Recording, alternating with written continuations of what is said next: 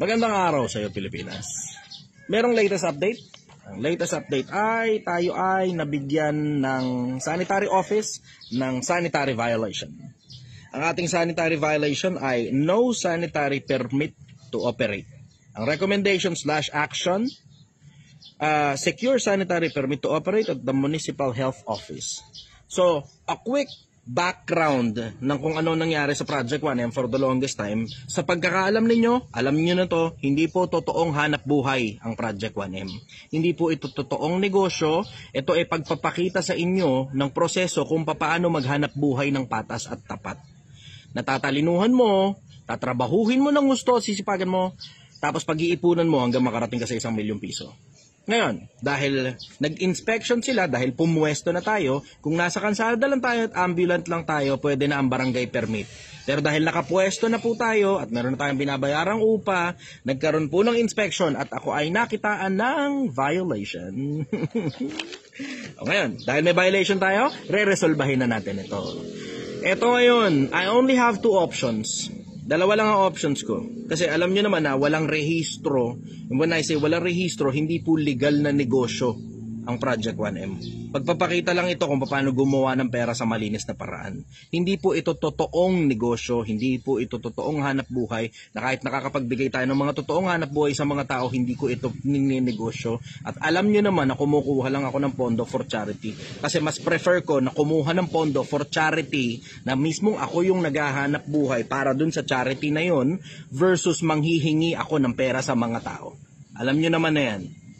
Ngayon, going back sa pinag-uusapan natin, dalawa lang ang option ko. I only have 2 options. Option 1, itigil ang Project 1M.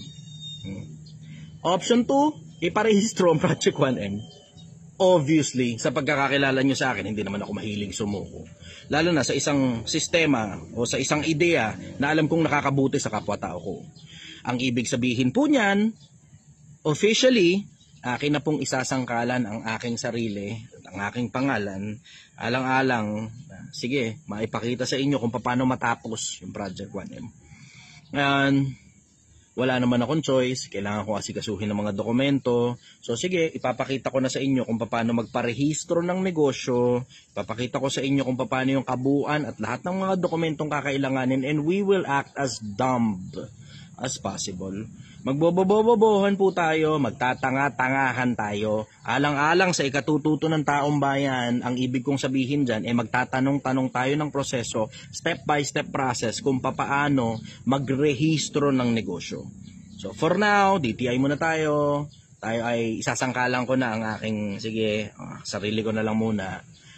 Alang-alang sa kapwa-tao, kailangan ninyong makita kung paano matatapos ang Project 1M.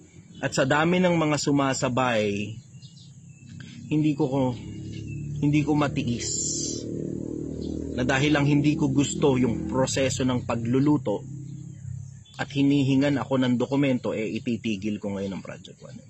So sige na, alang-alang sa mga kapwa-tao ko, gagawin ko ng totoong negosyo ito. Sasangkalan ko na pati pangalan ko, pati tin ko. So BIR sa akin ikakaltas. Okay, so be it. Sige, alang-alang sa inyo, Pilipinas. Papakita ko sa inyo kung paano magrehistro ng totoong negosyo. So hindi lang tayo malinis na hanap buhay, na walang inaagrabyadong kapwa-tao, doon din tayo sa konseptong legal ang hanap buhay. Maraming salamat po sa Sanitary Office. Na-appreciate ko yung inyong pagbisita sa aming maliit na tindahan. At expect ninyo na ako naman po ang bibisita sa inyo para makapag-comply ng lahat ng necessary documents at lahat ng kailangan para makasunod tayo sa batas. Magandang umaga sa iyo, Pilipinas. Mahal na mahal kita.